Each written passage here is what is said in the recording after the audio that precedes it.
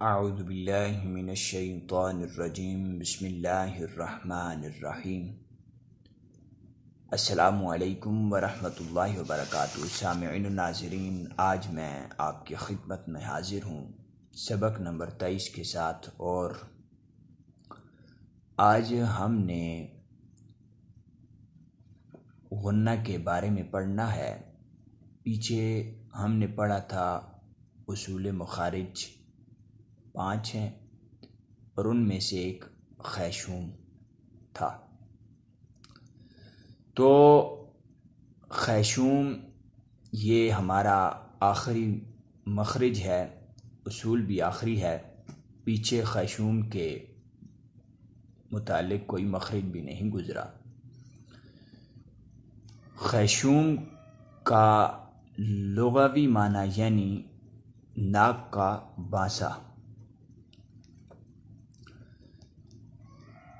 یہ غنہ کا مخرج ہے، اور قاریوں کی اصطلاح کے اندر غنہ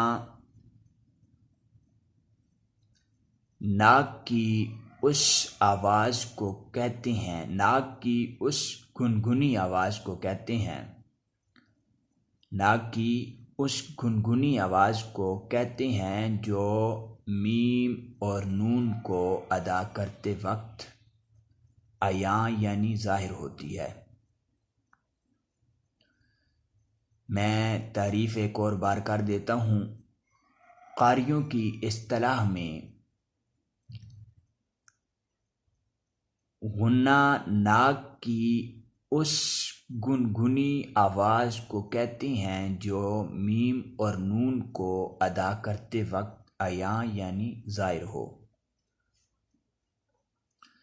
پھر آگے غنے کی 2 قسمیں ہیں، جو غنہ آنی اور غنہ زمانی ہیں۔ غنہ آنی الف مد آ اور نون چھوٹی نی آنی، زمانی زا میم الف اور نون چھوٹی نی، غنہ زمانی۔ یہ 2 قسمیں ہیں۔ پھر آگے میں آپ کو ان 2 قسموں کی تعریف بتا دیتا ہوں۔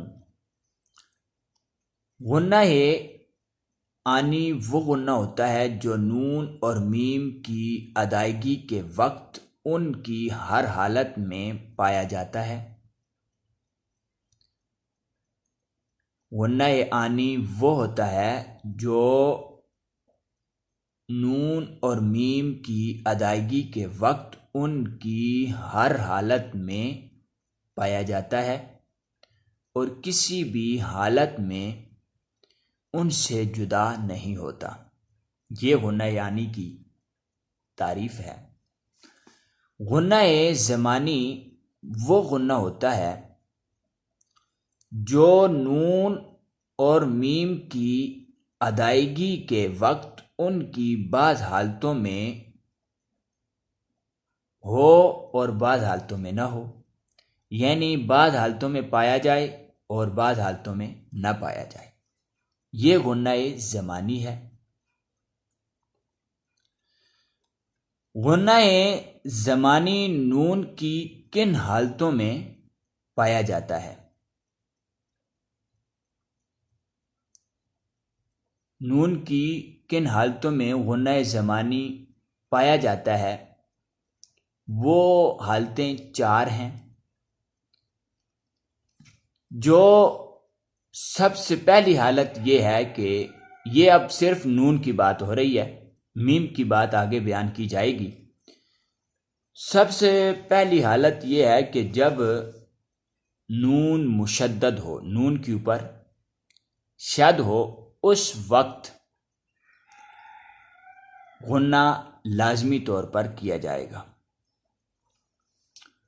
دوسری حالت یہ ہے کہ جب نون ساکن اور نون تنوین کے بعد حروف یمون، حروف یرملون 6 ہیں، ان میں سے دو نکال دیں، لام اور را یمون پیچھے رہ جاتے ہیں، یعنی یا میم واو نون۔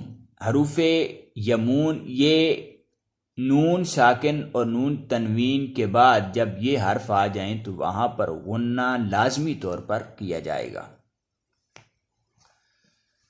تیسری حالت یہ ہے کہ جب نون ساکن اور نون تنوین کے بعد با آ جائے اس وقت بھی غنہ زمانی لازمی طور پر کیا جائے گا۔ چوتھی حالت یہ ہے کہ جب نون ساکن اور نون تنوین کے بعد حروف اخفا میں سے کوئی حرف بھی آ جائے۔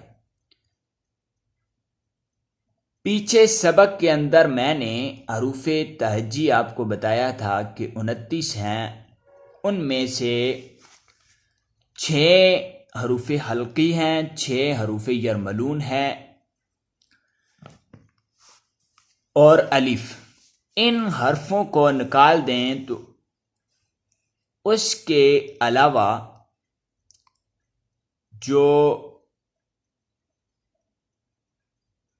با کو بھی نکال دیں۔ ان کے علاوہ جو حروف اخفا ہیں ٹوٹل 15 ہیں، اگر کوئی اور حرف میں رہتا ہو یا میں نہیں کہہ سکتا، مگر حروف اخفا 15 ہیں۔ حروف حلقی کو نکالیں، حروف یرملون کو، الف کو، با کو بھی نکال دیں، تو یہ حروف پیچھے 15 جو ہیں حروف اخفا ہیں۔ جب حروف یرملون میں سے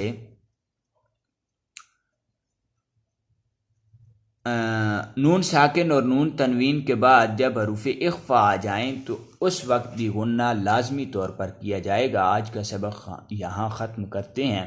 غنہ کا بیان آگے کافی رہتا ہے، وہ اگلے سبق کے اندر بیان کیا جائے گا۔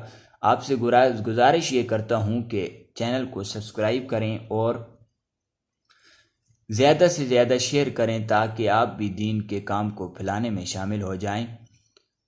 آج کا سبق ختم کرتے ہیں۔ وما علینا الا البلاغ المبین۔